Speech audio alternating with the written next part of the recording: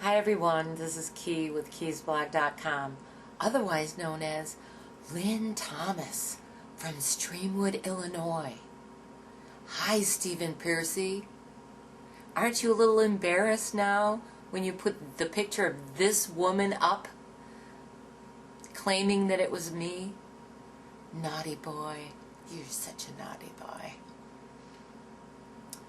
Thanks to the smearjack cabal, Stephen Piercy and Columbia University, I have been outed. My personal information has been outed. Oh my God. I want to say hi to the wide awakes, my friends, and my hero boy.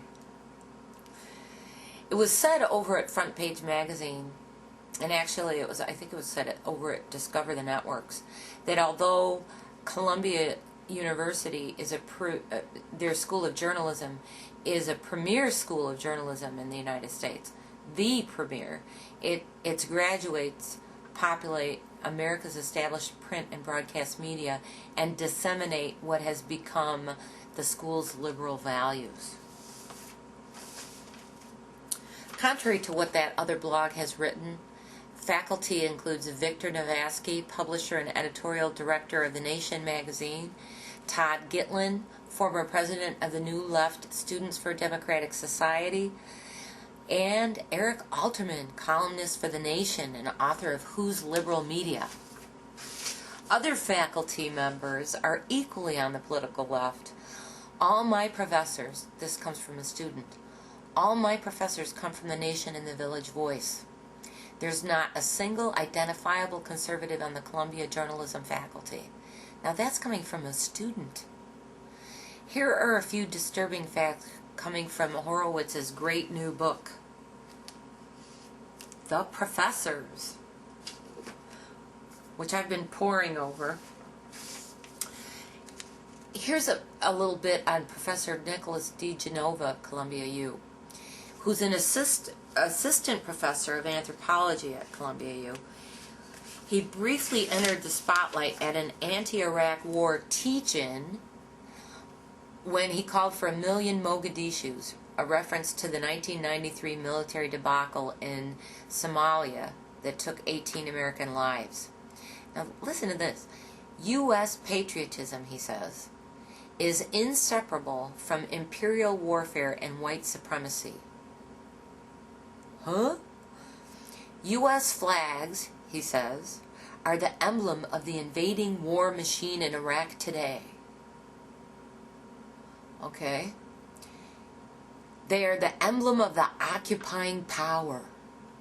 The only true heroes are those who find ways that help defeat the United States military. The Professors is an incredibly detailed, documented, and well-indexed book, which is about 377 pages long and well worth the read. I've not only read it, but I'm still poring over the pages, citing examples of what, in my opinion, can only be viewed as anti-American terrorist coddling going on at Columbia University, as well as many other elite universities, including Hamilton College, which costs about $30 grand a year to get this premier kind of brainwashing. The Professors provides a factual basis for answering a myriad of questions many of us have about the political agendas that are presently being shoved down the throats of students in the classrooms of our hallowed halls of academe today. The method Horowitz uses is similar to the historical discipline known as prosopography, which was defined by one of its creators and best-known practitioners, Lawrence Stone, as the study of biographical details of individuals in the aggregate. The purpose of this exercise, as Stone explains, is to establish a universe to be studied, in this case a universe of representative academics who use their positions to promote political agendas. A further purpose of prosopography is to establish patterns of conduct and patterns of careers through a study of assembled profiles. I think he's done an outstanding job. When viewed as a whole, the 101 portraits in The Professors reveal disturbing patterns of university life which are reflected in careers like Ward Churchill's.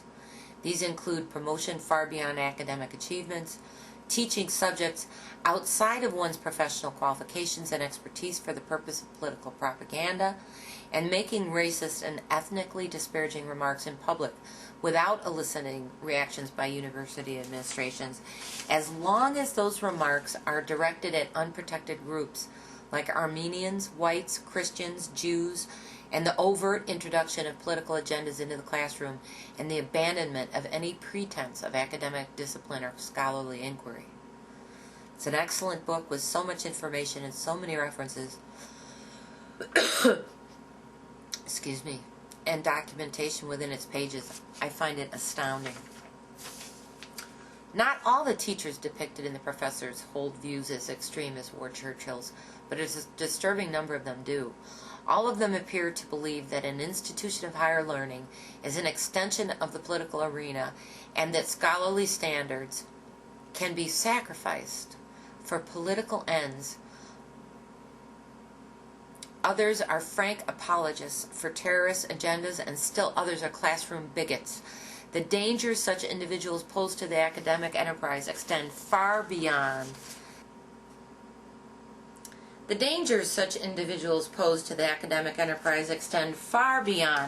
their individual classrooms.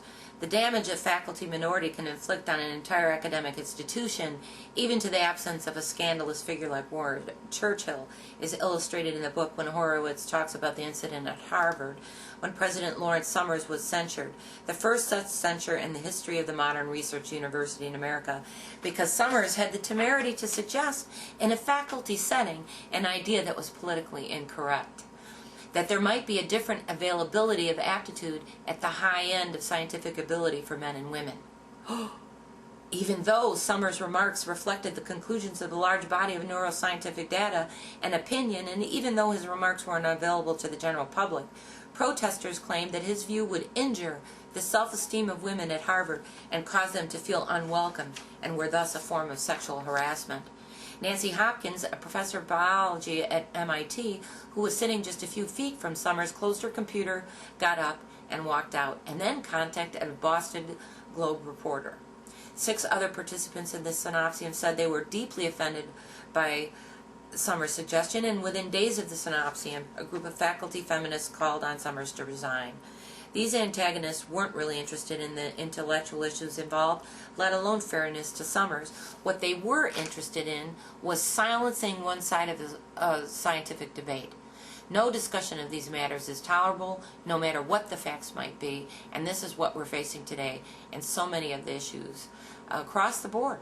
And this is just one example of what Horowitz discusses in his fascinating book. I suggest you pick it up. And free Jack Edema. This is Key with keysblog.com. Those were the facts.